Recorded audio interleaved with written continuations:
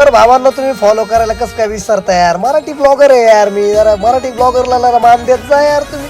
तर आम्ही चाललो होतो शनी शिंगणापूरला, पहिला स्टॉप घेतला, टायगर लय घायल झाला होता. टायगर म्हणे लय गरम होतोय म्हणे, आपल्याला ज्यूस प्यायचा. ज्यूस म्हटलं रस पिऊ ना, मग काही विषय नाही, बाजूला गाडी घेतली, म्हटलं टायगरला थोडा रस पाजू म्हणजे टायगर शांत होईल. बघू शकता ही साई रसवंती एकदम भारी आहे. रसवंती कोणाची माहिती का, या मुलाची. मग मला फॉलो केलं त्यांनी, मस्त मी त्याच्याकडे रस पिला ना भाऊ, काहीच विषय नाही, कारण की अगदी रसासारखा गोड होता. म्हटलं चल तू रस बनव पटकन, सांग घरच्यांना रस बनवला. घरच्यांनी एकदम भारी रस बनवला, बघू शकता तुम्ही, एकदम नॅचरल रस, एकदम थंडगार रस बनवला भावानी. आणि मस्त म्हटलं 2 ग्लास भर आता, मस्त प्रॉपर भावा. मग काय त्यांनी 2 ग्लास भरले. रस प्यायला पाहिजे भावांना, एकदम मस्त टेस्ट आहे ना रसाची, 1 नंबर होती. डायरेक्ट एकदम पद्धतशीर रस पिला, मस्त गार वाटलं एकदम जीवाला. अशा बस पण येतात मोठमोठ्याला बरं का इथं रस प्यायला. मग काय हे झाल्याच्या नंतर आम्ही डायरेक्ट शनी शिंगणापूरच्या रस्त्याने निघलो. बघू शकता तुम्ही बैलगाड्यामध्ये फुल ऊस भरलेला आहे, कारण की इथं आहे ना फॅक्टरी होती जवळच, एकदम जबरदस्त फॅक्टरी. बघू शकता नुसतं ऊस